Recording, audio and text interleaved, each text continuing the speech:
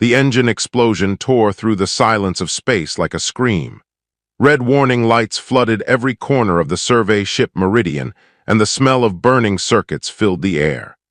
Ryan Lawson grabbed the nearest handhold as the deck lurched beneath his feet, his knuckles white against the metal rail. Hull breach in engineering, atmospheric processors failing, navigation offline, Pilot Rook's crystalline voice crackled through the intercom. The Gravik's usual calm had fractured into something sharper. "Captain, we need ground now." Captain Neera's chitinous fingers danced across her console, her compound eyes reflecting the chaos of failing systems. The Velasian's antennae twitched with stress as she pulled up star charts. Typhon system. 7 planets, only one with minimal atmosphere.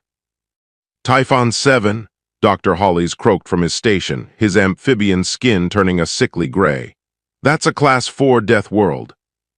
Ryan moved toward the viewport as the planet swelled into view. Angry purple clouds churned across a surface that seemed to writhe with movement. Lightning arced between storm systems that could swallow continents. Even from orbit, the world below looked hungry. "Death world or dead crew," Neera said, her mandibles clicking. "Rook, take us down."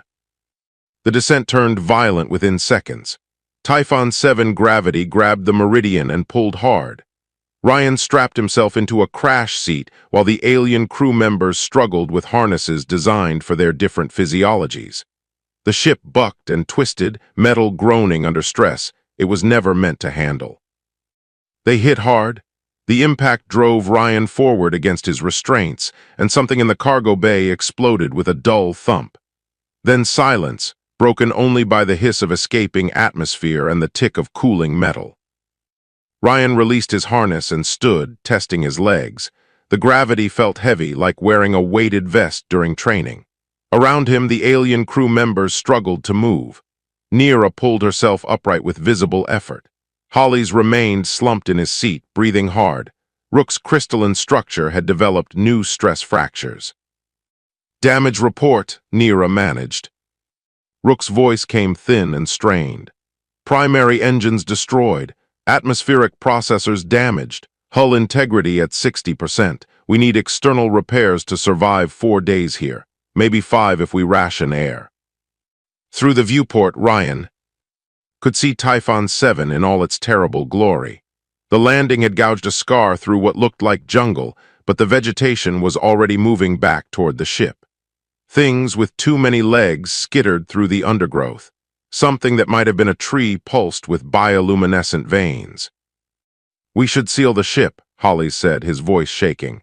"Remain inside, use emergency protocols." Ryan pulled up the external sensor feed on a working console. Temperature readings fluctuated wildly. The atmosphere contained oxygen, but also compounds that would burn most species' lungs. The local life signs painted a picture of an ecosystem built on violence and adaptation. Gravity measured at 1.8 times Federation standard. "We can't repair the engines from inside," Ryan said quietly. "Someone needs to establish an external work zone." The crew turned to stare at him like he had suggested swimming in acid. "Nothing survives outside on death worlds," Neera said. "The protocols exist for a reason." Ryan studied the data more carefully. Predator patterns, plant toxicity levels, atmospheric composition, seismic activity zones. To the others, it read like a recipe for disaster. To him, it looked like variables he could work with. "Earth scores 3.7 on the death world scale," he said, looking up from the console. "This is rated 4.2, marginally worse than home." He started pulling up his expedition gear from the supply locker. "I'll do a preliminary survey, figure out where we can set up the repair station." "You want to go outside?" Hollies had turned completely gray now. "Out there." Ryan checked his gear methodically. Standard atmospheric mask, not a full environmental suit. Tool belt, scanner, sample containers, emergency beacon. He caught Neera watching him with all her eyes.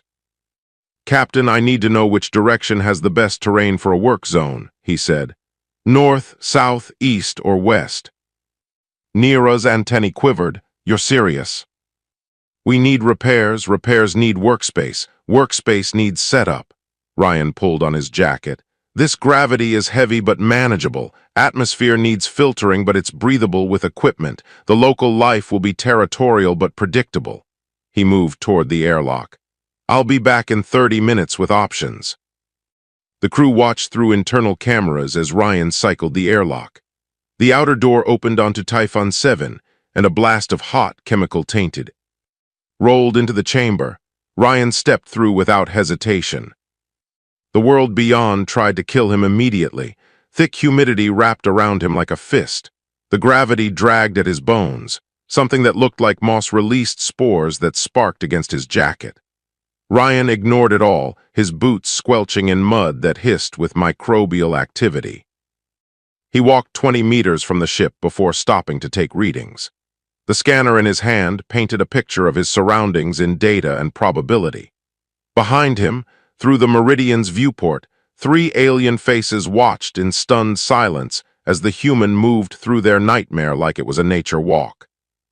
A plant tendril, thick as his arm and lined with thorns, extended toward him slowly. Ryan observed it for 3 seconds, noted the pattern of movement, then simply stepped aside. The tendril quested through empty air before withdrawing. Territorial defense, not active hunting, he muttered, logging the observation. Responds to vibration and heat signature. For the next 27 minutes, Ryan mapped the area around the crashed ship. He collected soil samples that bubbled in their containers. He recorded the calls of things hunting in the jungle canopy. He marked safe paths and dangerous zones. When something with 6 legs and too many teeth approached, he stood still until it lost interest and moved on. He returned to the airlock exactly 30 minutes after leaving, his boots covered in alien mud, and his jacket dotted with acid burns that hadn't quite penetrated the fabric. The crew met him in the cargo bay, staring like he had returned from the dead. Ryan pulled off his atmospheric mask and smiled. Found 3 good locations for the repair station. North site has the best terrain but more seismic activity. East has stable ground but the local predators use it as a hunting path. South has both stability and lower traffic. He pulled out his scanner and uploaded the data. I recommend South. We can set up camp there and start work tomorrow. In the heavy silence that followed, Neera's mandibles clicked softly. You said camp. The repairs will take days, Ryan said simply. We'll need a base of operations outside the ship. He looked at their shocked faces and shrugged. It's not that bad out there. Trust me, I grew up in worse. Dawn on Typhon 7 arrived with screaming. Something in the distant jungle made sounds that hurt. To hear like metal tearing slowly underwater. Ryan stood outside the ship, already dressed and working, while the 3 alien crew members watched from the safety of the airlock. He's been out there for 2 hours, Hollies whispered, his throat sac pulsing with anxiety. Just building things. Neera watched through the external cameras as Ryan marked territory in a wide circle around the southern landing site. He moved with purpose, placing sensors that hummed softly when activated. Each device created an invisible boundary, mapping the movements of everything larger than a fist within 50 meters. What are those? Rook asked, his crystalline voice carrying curiosity despite the fear. Motion detectors, Ryan's voice crackled through the comm. Same kind rangers use on Earth for tracking grizzlies and wolves. The local predators are territorial. If I know where they patrol, we know where not to build. As they watched, a pack of creatures emerged from the undergrowth. 6 legs each, scaled bodies low to the ground, heads that split open into 3-part jaws. They moved in formation, coordinated and silent. Apex predators by any definition. The crew held their breath as the pack approached the perimeter. Ryan stood perfectly still, watching them over his shoulder while continuing to work on a support frame. The lead predator reached the invisible line marked by his sensors and stopped. Its head swept side to side, scenting the air. Then it turned away, leading its pack along a parallel path that avoided Ryan's marked territory entirely. They respected the boundary, Neera breathed. How? Ryan's voice came back calm.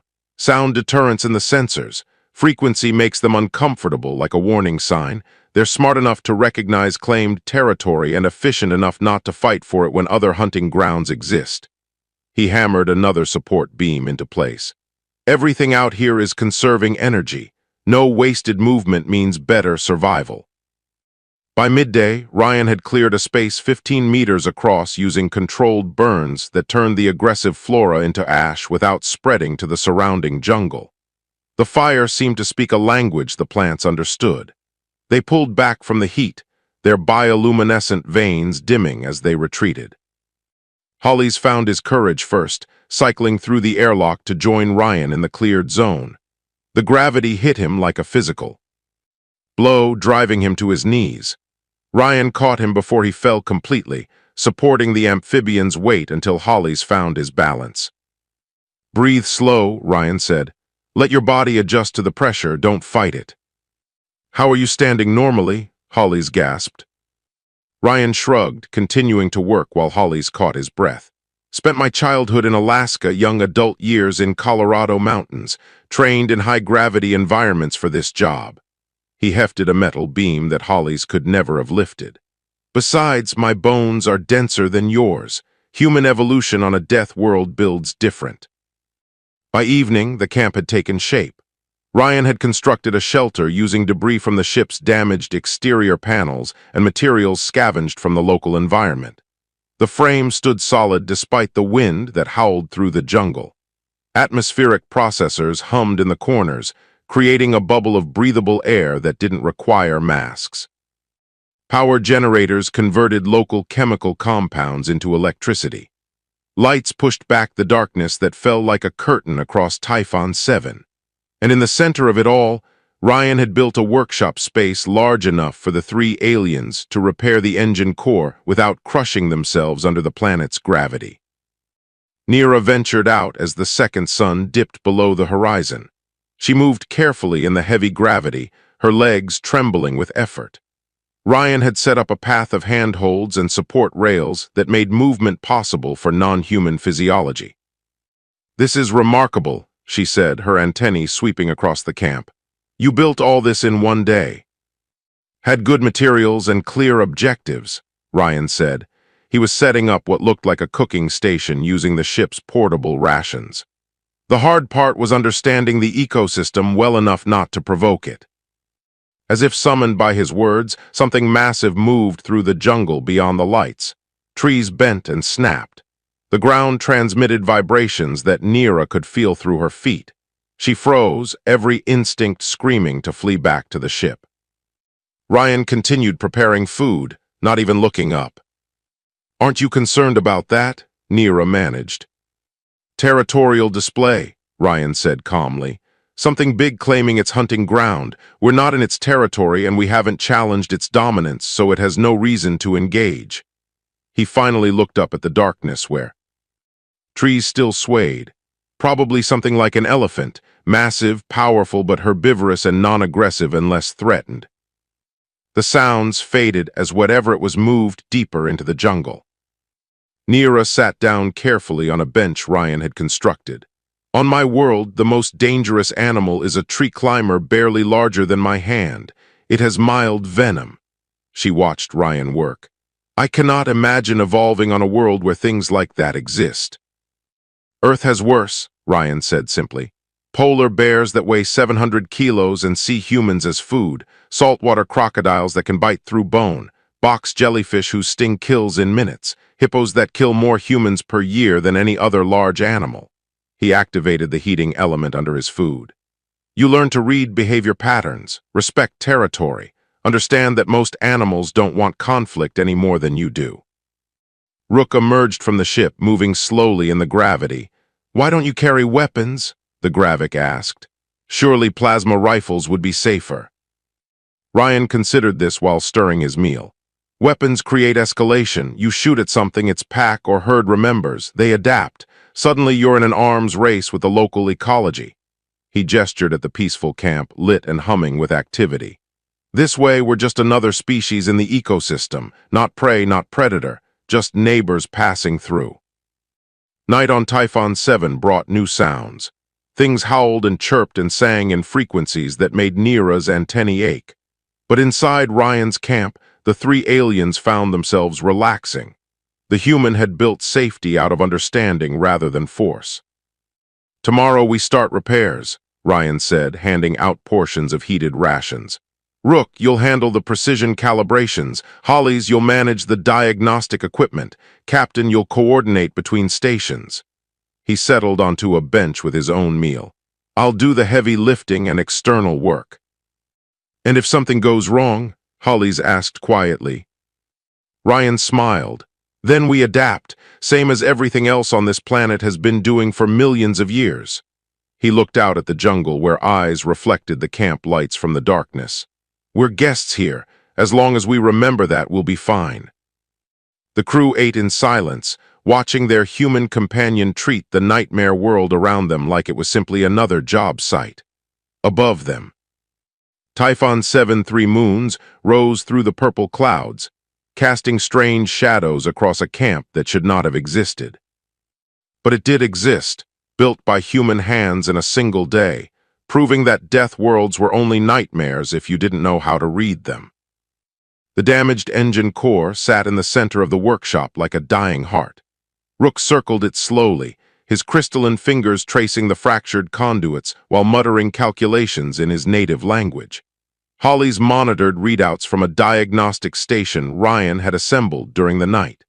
Neera coordinated the repair schedule from a chair that kept her off her struggling legs. Ryan worked the heavy machinery without complaint. The gravity that exhausted the others in minutes became just another factor he compensated for with technique and pacing. When a damaged panel needed removal, he applied leverage instead of brute force. When components needed repositioning, he used simple machines he had built from scrap. "The containment field generator is completely fused," Rook announced, frustration crystallizing in his voice. "We need to separate it from the housing, but it weighs 200 kilos. In this gravity, that's like moving 360. Ryan set down the wrench he had been using and approached the component.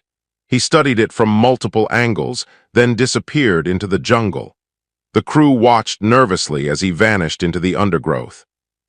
He returned 15 minutes later, dragging a fallen tree trunk stripped of branches. The wood looked dense and heavy, dark purple, with veins of something that might have been mineral deposits. "Local ironwood equivalent," Ryan explained, setting up a lever system using the trunk and strategically placed fulcrums. "Stronger than steel, grows in the high-gravity zones where nothing else survives." He positioned the lever under the fused component and braced it. "Physics works the same everywhere. Give me a place to stand and I can move worlds." He pulled down on the lever. The containment field generator lifted smoothly from its housing, rotating on the fulcrum until it settled exactly where Rook needed it. The Gravik stared at the simple machine like it was magic. "How did you know that wood would support the weight?" Hollies asked. Ryan tapped the trunk. "Density testing, stress fracture analysis, same way you test any material," he smiled slightly. "Plus I noticed those big herbivores eating similar trees. Anything that feeds a creature built for this gravity has to be structurally robust." The work continued through the morning. Problems arose with predictable regularity. Acid rain began falling around noon, the droplets hissing where they struck metal. The crew scrambled to cover the sensitive equipment, but Ryan had already deployed collapsible shields that redirected the rain away from the workspace. The camp's design included drainage channels that carried the acidic water into collection points where it pooled harmlessly. "You planned for this," Neera observed, watching the rain flow along Ryan's carefully graded pathways. "Weather patterns on death worlds are aggressive but usually predictable," Ryan said, continuing his work under the shelter. The atmospheric data showed acid precipitation cycles every 8 to 12 hours, seemed smart to design around it. By afternoon, a new threat emerged. The territorial predators Ryan had documented on the first day began fighting somewhere in the jungle. The sounds carried across the canopy like thunder made of rage. Trees crashed. Something screamed in a frequency that made the equipment vibrate. Rook's stress fractures deepened visibly, They're coming closer. Ryan paused his work to listen. The battle raged for another minute before the sounds began moving away from the camp, angling deeper into the jungle's interior.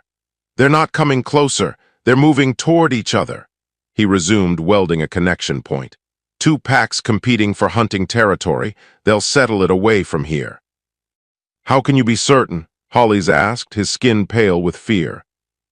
Because we're not part of their ecology, Ryan said patiently. We don't hunt their prey. We don't threaten their young. We're just strange, noisy things that smell wrong and stay in one place. Ignoring us takes less energy than investigating us.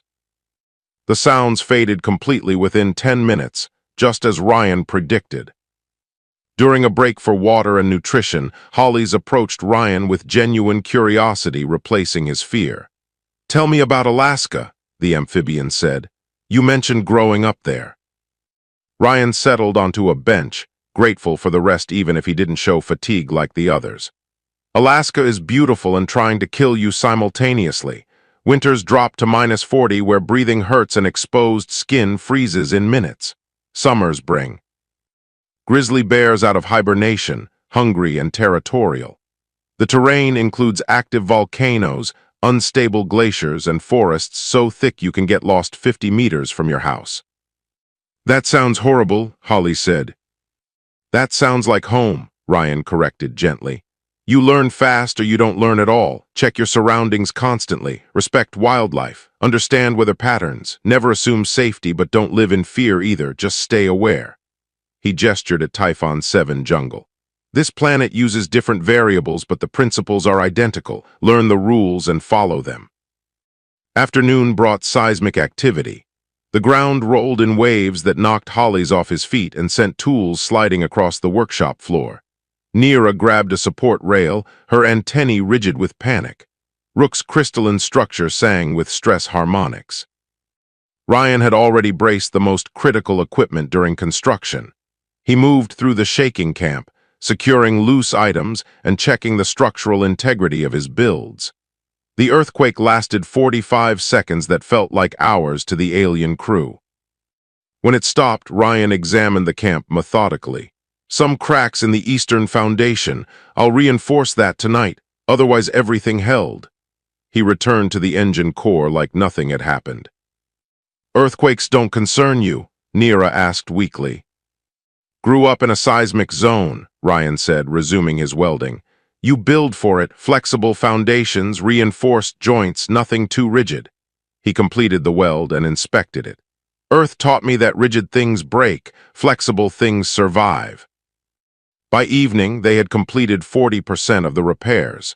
The containment field generator sat fully disassembled, its components laid out for individual restoration. The primary conduits had been cleared and tested. The backup systems hummed with renewed life. Ryan prepared another meal while the others rested their gravity-exhausted bodies. The camp lights pushed back Typhon 7 darkness again, creating an island of human engineering in an alien wilderness. 3 more days, Rook calculated, examining their progress. Maybe 4.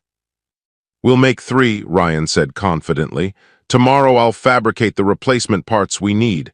Day after we reassemble. Final day for testing and calibration. He handed out food portions. We're ahead of schedule. Neera accepted her meal with trembling hands, exhausted from fighting gravity all day. I don't understand how you maintain this pace. The gravity alone should be crippling. Ryan considered his response while eating. Humans evolved carrying things, hunting prey over long distances, building shelters in hostile environments. Our bodies are designed for sustained effort under stress. He flexed his shoulders. This gravity is heavy, but it's not outside my operational range. Uncomfortable, sure. Impossible, no. The night sounds of Typhon 7 started their nightly chorus. By now, the crew recognized some of the calls. The deep bass notes belonged to the large herbivores. The clicking patterns came from insect swarms. The occasional roar marked territorial claims being made and answered. Inside Ryan's camp, surrounded by his careful engineering and quiet confidence, the nightmare world felt almost manageable, almost safe. The human sat watch first, as he had every night, his eyes scanning the darkness while his crewmates slept. Ryan woke before the first sun cleared the horizon, which on Typhon 7 meant waking in near-total darkness. Bioluminescent fungi provided scattered pinpoints of light through the jungle, painting everything in shades of blue and purple. He had learned to read these patterns over the past 3 days. When the fungi glowed brighter, predators were hunting nearby, their movement disturbing the growth networks. This morning, the fungi were dim and peaceful. He left the sleeping aliens in the shelter and ventured into the jungle with just a scanner and sample containers. What had started as survival reconnaissance had evolved into genuine scientific curiosity. Typhon 7 wasn't just dangerous. It was intricate, layered, and operating according to rules that made perfect sense once you stopped being afraid long enough to observe them. The carnivorous plants that had seemed so threatening on day 1 revealed themselves as something far more interesting. Ryan watched as one of the massive flower-like structures opened its petals to release a swarm of insects. The insects weren't being eaten. They were being launched, sent out to pollinate other plants in exchange for shelter and nutrients. Symbiosis, Ryan murmured, recording the behavior. You're not carnivorous at all, you're a hive structure. The realization shifted everything. He spent the next hour mapping the plant network, discovering that the root systems formed a web of communication throughout the jungle. When one plant detected danger, the entire network responded. That was why the flora had pulled back from his controlled burns so uniformly. They were acting as a single distributed organism.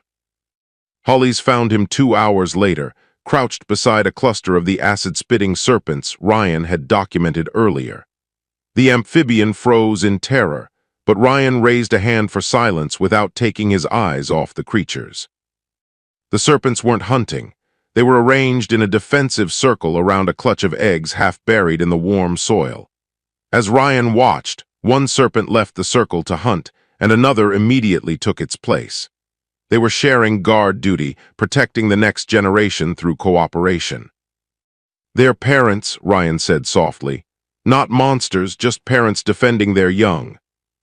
Hollies approached slowly, his scientific training overcoming his fear. Together, they observed the serpents for another 20 minutes, noting behaviors that transformed terrifying predators into dedicated caregivers. The acid they spit was primarily used to mark territory and ward off egg thieves, not to hunt prey. How did you know it was safe to get this close? Hollies asked as they walked back to camp. I didn't, Ryan admitted, but I watched their behavior patterns. They don't waste energy on threats outside their defensive perimeter. As long as I didn't approach the eggs, I wasn't triggering their protective instincts. He showed Hollies his scanner data. Everything on this planet operates on energy efficiency. Aggression is expensive. They only use it when necessary. Back at camp, Ryan shared his findings with the crew over breakfast. Neera listened with growing fascination as he described the plant networks, the serpent parenting behaviors, and the predator pack structures he had mapped. You're conducting xenobiology research, she said, her antennae quivering with interest. In the middle of a survival situation. Ryan shrugged. Understanding the ecosystem makes survival easier. The more I know about how things work here, the better I can predict problems and avoid conflicts. He pulled up his accumulated data. For instance, there's a massive storm system building about 2 days out. The local fauna is already responding to the pressure changes. How big? Rook asked, his attention sharpening. Big enough that the normal shelter won't be adequate, Ryan said calmly, but I've found something better. He led them into the jungle after breakfast, following paths he had marked over the previous days. The crew struggled with the terrain, but Ryan had chosen routes that minimized obstacles. 20 minutes of careful walking brought them to a grove of the massive trees he had harvested wood from earlier. The trees were enormous, their trunks wider than the Meridian's hull. But more importantly, their root systems formed natural cave networks, carved out by the tree's growth over centuries. Ryan illuminated one of the larger openings with his light. Inside, the cave stretched back into darkness, the walls formed by interwoven roots that had petrified into something stronger than concrete. The space could easily hold the crew and critical equipment. More remarkably, the cave was already occupied. A family group of the large herbivores Ryan had theorized about rested in the deeper sections. They looked like a cross between elephants and armored dinosaurs, their hides covered in overlapping plates. They paid no attention to the human and his crew standing at the entrance. "They shelter here during storms," Ryan explained quietly. "The root caves are structurally sound, waterproof, and the tree's ground lightning strikes through their root systems. Safest place on the planet during severe weather." Neera stared at the massive creatures, then at Ryan. "You want us to shelter with them?" "They're not aggressive toward non-threats," Ryan said. "Watch." He walked slowly into the cave, moving with deliberate calm. The nearest herbivore opened one massive eye, regarded him for 3 seconds, then closed it again and went back to sleep. Ryan approached within 10 meters before stopping, respecting the creature's personal space. He returned to the entrance where his crew waited in stunned silence. "Animals follow logic," he said simply. "These creatures have survived millions of years of evolution on a death world. They know the safest places to shelter and the most efficient ways to conserve energy. If we're smart, we learn from them instead of fearing them." The storm arrived ahead of schedule, screaming out of the east with winds that bent the massive trees. Ryan had prepared thoroughly, moving critical equipment and supplies into the root cave system hours before the first drops fell. The crew huddled in their designated section while rain hammered the jungle outside with enough force to strip leaves from branches. Lightning turned the world white with stroboscopic intensity. Thunder followed in waves that Ryan felt in his chest. Water poured across the landscape in sheets, filling gullies and creating instant rivers. The storm wasn't just weather. It was violence made atmospheric. Inside the cave, the herbivores slept peacefully.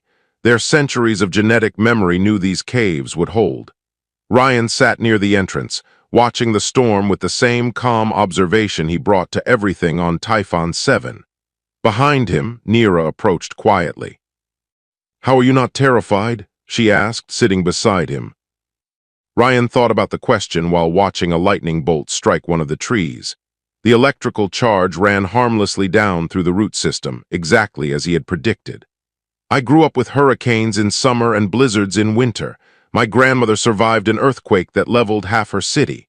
My father worked in avalanche country." He glanced at her. "Fear is just information telling you to be careful. It's not a command to freeze."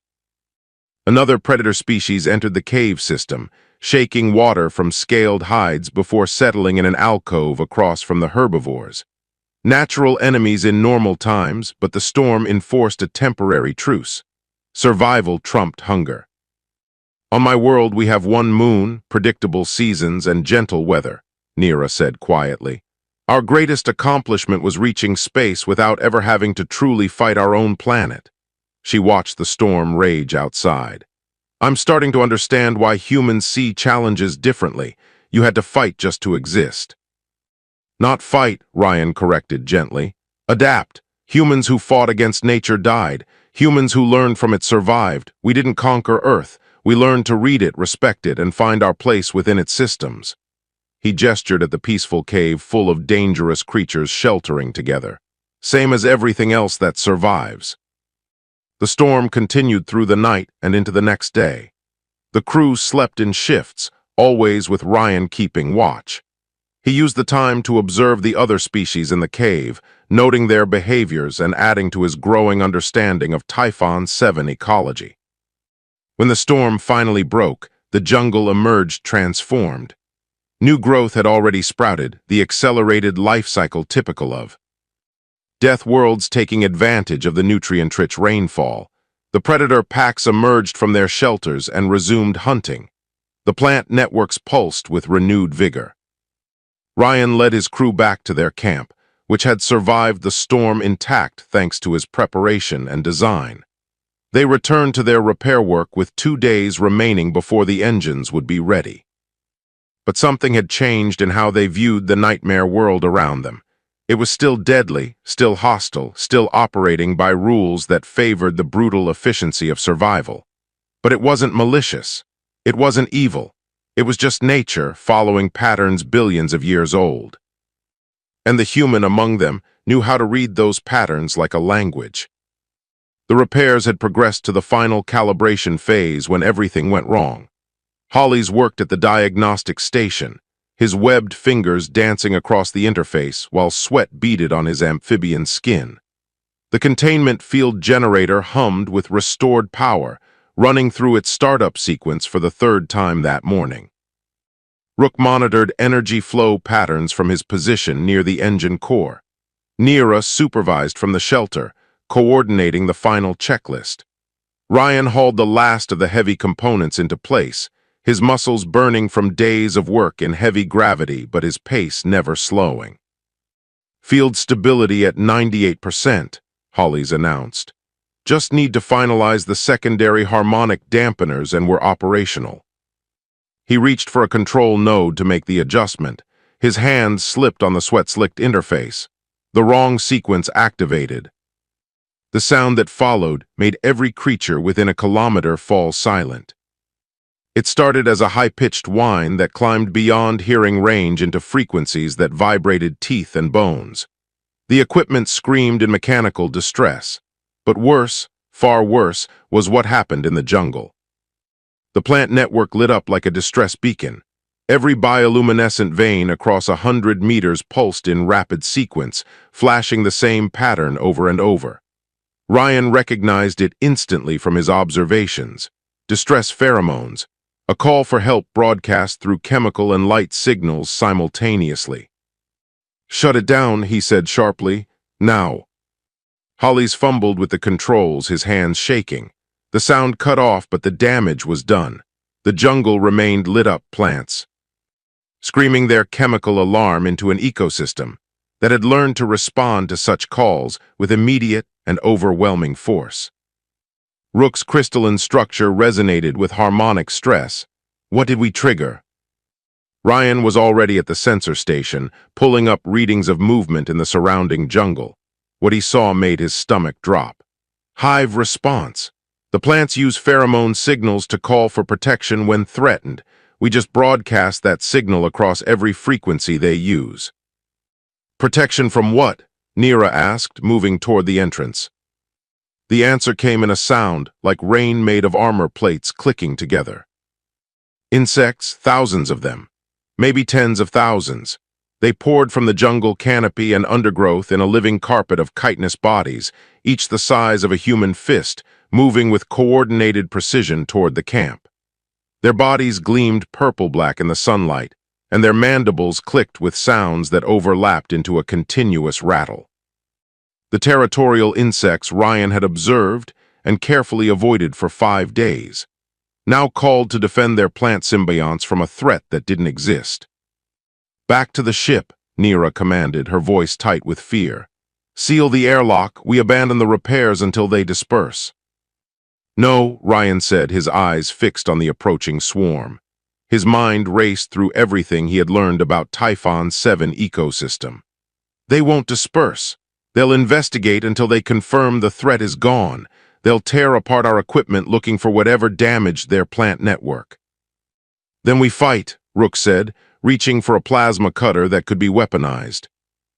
"No," Ryan repeated, this time with absolute certainty. He was already stripping off his protective jacket, removing his gloves, leaving his arms bare. "Everyone get to the shelter and seal it. Don't come out no matter what happens." Hollies stared at him in horror. "You can't go out there. Their stings penetrate most armor. On bare skin you'll die in minutes." "Only if they perceive me as a threat," Ryan said calmly, though his heart hammered against his ribs. "I've watched them for 5 days. I know their behavior patterns. Trust me." "Ryan, I can't let you," Neera began. "Captain, with respect, you don't have time to argue." The swarm was 50 meters away and closing fast. "Get to the shelter. That's an order from your survival specialist." The 3 aliens retreated to the sealed shelter, watching through the transparent panels as Ryan walked toward the swarm with nothing but the clothes on his back and a small bundle he had grabbed from supplies. The insects reached the perimeter of the camp and flowed over Ryan's motion sensors like a living flood. They covered the equipment, investigating every surface with chemical receptors in their antennae. Some began dismantling the atmospheric processors, their mandibles designed to break down complex organic material. Ryan stood perfectly still 20 meters from the swarm's leading edge. He controlled his breathing, slowing his heart rate through conscious effort. A meditation technique he had learned for dealing with grisly encounters. Predators tracked panic. They sensed fear through elevated heart rates and rapid breathing. He couldn't afford either. The swarm noticed him. A portion broke off from the main mass, flowing toward the humans standing alone in their territory. Ryan remained motionless, barely breathing, as thousands of insects approached his position. He opened his bundle slowly, carefully. Inside were fruits he had collected from the jungle over the past 5 days. The same fruits he had watched these insects harvest for their plant symbionts. The same fruits that formed the foundation of the hive's nutrition cycle. Ryan knelt, moving with glacial slowness, and placed the fruits on the ground in front of him. Then he retreated 3 steps and stopped again. The swarm reached the offerings. Scouts investigated the fruits with chemical analysis while the main mass held position. Ryan could see their antennae waving, processing information, communicating through pheromones he couldn't detect but knew were flowing. The scouts approved the offering. They began carrying fruit pieces back toward the plant network, signaling acceptance. But the rest of the swarm remained focused on Ryan. He represented an unknown variable. Unknown meant potential threat. Threat meant elimination. Insects crawled onto his boots. Ryan didn't move. More climbed up his legs, their sharp feet finding purchase on his pants. Still, he remained frozen, a statue in human form. They reached his hands, investigating his skin with antennae and mandibles. Inside the shelter, Neera watched with all her eyes wide. Holly's had turned gray again. Rook's stress fractures deepened with crystalline tension. The insects covered Ryan. Completely, they crawled across his arms, his chest, his neck. Several investigated his face, their antennae brushing his closed eyelids. One particularly large specimen settled on his forehead, its mandibles clicking softly against his skin. Ryan's mind recited facts to stay calm. Insects responded to chemical signals. Adrenaline changed human scent. Fear pheromones triggered aggression in most species. Remain calm, breathe slowly, heart rate down, no sudden movements, no fear. The investigation lasted 3 minutes that felt like 3 hours. Then, as suddenly as they had come, the insects began retreating. The scouts had determined that Ryan was not the source of the distress signal. The offered fruits proved he understood the ecosystem's rules. He was strange but not threatening, not prey, not predator, just another organism following the patterns. The swarm flowed back into the jungle, carrying the fruits Ryan had provided. Within 5 minutes, the camp was clear except for scattered chitin fragments and the damage to the equipment. Ryan remained still for another full minute, making certain the last insects had departed. Then very slowly, he allowed himself to breathe normally again. His legs shook as adrenaline finally crashed through his system. He sat down hard, his hands trembling. The shelter door burst open and the crew rushed out. Neera reached him first, her antennae sweeping over him in desperate search for wounds. "I'm fine," Ryan managed, his voice not entirely steady. "Not stung, not bitten, fine." "That was the most terrifying thing I've ever witnessed," Holly said, his voice cracking. Ryan laughed, slightly hysterical with relief. "That makes 2 of us." He looked at the damaged equipment, his survival specialist mind already cataloging repairs needed. "We lost about 6 hours of work. The atmospheric processors need rebuilding, but the core systems survived." "How did you know they wouldn't attack?" Rook asked. Ryan stood on shaking legs, accepting support from Neera. "I didn't know. I believed based on observation and pattern recognition. There's a difference." He managed a weak smile. "Sometimes you have to trust that you've learned enough to make the right choice." "You could have died," Nira said quietly. Yes, Ryan agreed. But if I'd run, they would have destroyed our repairs and we'd be trapped here for weeks instead of hours. If we'd fought, they would have. Swarmed us all. He looked at the jungle where the insects had disappeared. Understanding was the only option that didn't guarantee failure, so I chose understanding. The crew worked through the rest of the day, repairing the damage Holly's accident had caused. But they worked differently now, with deeper respect for both the nightmare world around them and the human who had learned to speak its language without words. The Meridian's engines hummed with restored life, their containment fields stable and power flowing clean through repaired conduits. 6 days after the emergency landing that should have killed them all, the survey ship was ready to leave Typhon 7 behind. Ryan stood in the camp one final time, methodically dismantling everything he had built. The shelter came down in sections, the materials sorted into categories. Biological matter went into compost piles that the jungle would reclaim within hours. Metal components were cleaned of human contamination and stacked for recycling. The atmospheric processors, now repaired, were loaded back into the ship's cargo bay. Nira watched him work with questions she hadn't yet found words for. Holly's and Rook were inside the ship, running final system checks and preparing for launch. But the captain remained outside, observing the human erase his presence from the nightmare world. "You're being very thorough," she said finally. Ryan didn't pause in his work, carefully scattering the cleared ground with native soil and seedlings he had collected. "Leave no trace," he said simply. "Basic wilderness protocol from Earth. You take only memories and leave only footprints, and even the footprints should fade."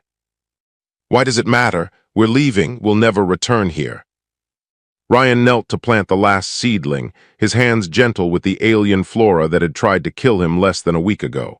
"Because this is their home, not mine. I was a guest here. Guests don't trash their host's house." He stood, brushing dirt from his hands. "Besides, the ecosystem was balanced before we crashed. It deserves to return to balance after we leave." He deactivated the motion sensors one by one, collecting them carefully. As each sensor went offline, the boundary markers that had kept predators at bay disappeared.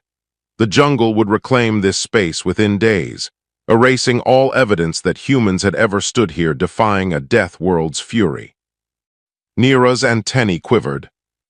With an emotion she was still learning to recognize. "I need to ask you something, and I need you to answer honestly." Ryan paused, meeting her compound gaze. "Of course." "Why aren't you afraid?"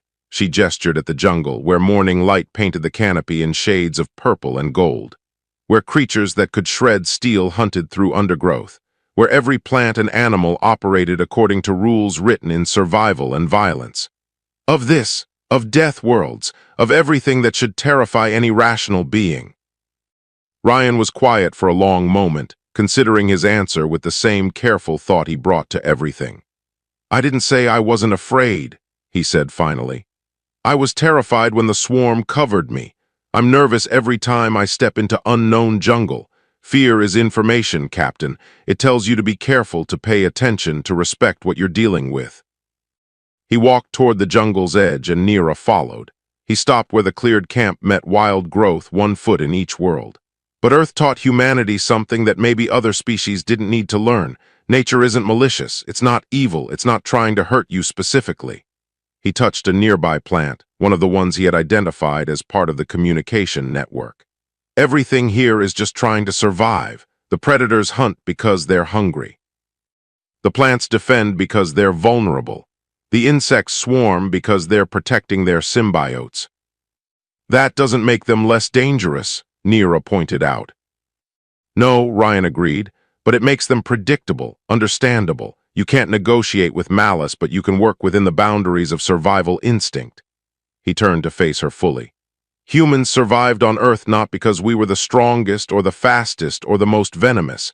We survived because we learned to read patterns, to understand behavior, to find our place in the ecosystem instead of fighting against it." Nira thought about the past 6 days, the camp built from observation and adaptation, the storm shelter chosen by following animal wisdom, The insect swarm pacified through respect and offerings rather than weapons. Every challenge met with understanding instead of force. "Your species designation puzzles the Federation," she said quietly. "Earth scores as a death world, yet humans are classified as social and cooperative. Most death world species are. Solitary apex predators. How did your people evolve differently?" Ryan smiled, the expression carrying sadness and pride in equal measure. "Because Earth doesn't have one apex predator. It has thousands, across every biome and ecological niche. Humanity survived by cooperating with each other and learning from the world around us. We domesticated wolves into dogs by understanding pack behavior. We learned agriculture by observing how plants grow. We built civilization by sharing knowledge across generations." He gestured at Typhon 7 jungle. "This world is rated higher than Earth on the death world scale, but only barely. Everything I encountered here has an Earth equivalent I already knew how to handle. The acid rain is like battery acid spills in industrial zones. The predator packs behave like wolves or lions. The seismic activity is just earthquake protocol. The insects follow the same colonial patterns as Earth's bees and ants." "You're saying Earth prepared you for this?" Neera said. "Earth prepared humanity for anything," Ryan corrected gently. 4 billion years of evolution in conditions that ranged from frozen tundra to volcanic hellscapes to deep ocean trenches to arid deserts. Every environment that can support life, Earth has it. Every predator strategy that works, something on Earth uses it. Every survival adaptation that functions, Earth's creatures have tried it. He picked up his last piece of equipment, a simple scanner that had cataloged Typhon 7 wonders. When humans finally reached space and discovered the Federation's classification system, we were confused why you all seemed so terrified of death worlds. Then we realized that most species evolved on garden worlds, places with gentle weather and predictable seasons and ecosystems that didn't try to kill you for existing. "And you pity us for that?" There was no accusation in Neera's voice, just curiosity. "No," Ryan said firmly. "I admire you. Your species reached space through innovation and cooperation without the constant pressure of survival driving you. You built beautiful civilizations without needing them as shelter from hostile nature." He smiled again. "But I don't envy you either. Earth made humanity adaptable in ways that garden world species didn't need to be. We see challenges where you see impossibilities. We see patterns where you see chaos." They walked back toward the meridian together, leaving the camps. Footprint already fading behind them. Inside the ship, Hollies and Rook waited at their stations. The aliens looked different than they had 6 days ago, less afraid, more thoughtful. As Ryan strapped into his seat for launch, Neera settled into the captain's chair and pulled up her logs. She had been documenting their survival in careful detail, but now she added something new. A recommendation that would filter through Federation channels and change how entire civilizations viewed emergency protocols. When faced with death world emergency landings, consult human crew members before implementing standard evacuation procedures. Human analysis of hostile environments may identify survival opportunities that standard protocols classify as impossible. The Meridian lifted off from Typhon 7 smoothly, engines purring with restored health. Through the viewports, the nightmare world receded into the purple sky. But it looked different to the 3 aliens who had survived it. Less like a vision of hell and more like a functioning ecosystem they simply hadn't known how to read. Ryan took one last look at the planet that had tested every skill Earth had given him. The jungle where he had walked among predators. The caves where he had sheltered beside creatures that could have crushed him. The clearing where thousands of insects had investigated his offering and chosen peace over violence. "Thank you," he said quietly, too soft for the others to hear. A prayer of gratitude to a world that had allowed him to be a guest rather than demanding he be a conqueror. As they entered orbit and prepared for the jump to Federation space, Hollies turned from his station with data streaming across his displays. "I've been reclassifying the information we gathered," he said. "Based on Ryan's observations, Typhon 7 ecosystem shows remarkable organization. The plant networks, the predator territories, the symbiotic relationships between species. It's not chaos at all. No, Ryan agreed. It never was, we just didn't know the language. Rook's crystalline voice carried new harmonics, something like wonder. I have logged over 40 distinct survival strategies we observed. Each one contradicts standard Federation emergency protocols. Each one worked perfectly because it respected the planetary ecology rather than fighting against it. Neera looked at her human crew member, this survivor of a death world who had taught her crew to dance with nightmares instead of fleeing from them. Will you write a report on your methods for other survey teams? Ryan considered this. I can write what I did, but understanding requires experience. It's not a checklist you can follow. It's a mindset. He thought about how to explain it. Humans don't survive death worlds by being brave or strong or clever, though those help. We survive by being humble enough to learn from nature instead of assuming we know better. Then teach us humility, Neera said simply. Because the galaxy is full of worlds like Typhon 7, and until now we've classified them all as uninhabitable. But you've shown us they're not nightmares. They're just places we didn't yet know how to understand. The Meridian jumped to faster-than-light travel, carrying its crew home to Federation space. Behind them, Typhon 7 continued its eternal cycles of rain and sun, predator and prey, growth and decay. A death world by classification. A home by nature, a teacher to those wise enough to listen. And in the cleared space where a human had camped for 6 days, the jungle reclaimed its territory. Seedlings Ryan had planted took root. The plant networks reconnected. Predators resumed their territories. Within a week, no evidence remained that anything unusual had occurred. Except for the stories that 3 aliens would tell of the human who asked where to set up camp on a nightmare world. Then proceeded to build home in hell with nothing but observation, respect, and the lessons that Earth had spent 4 billion years teaching her children.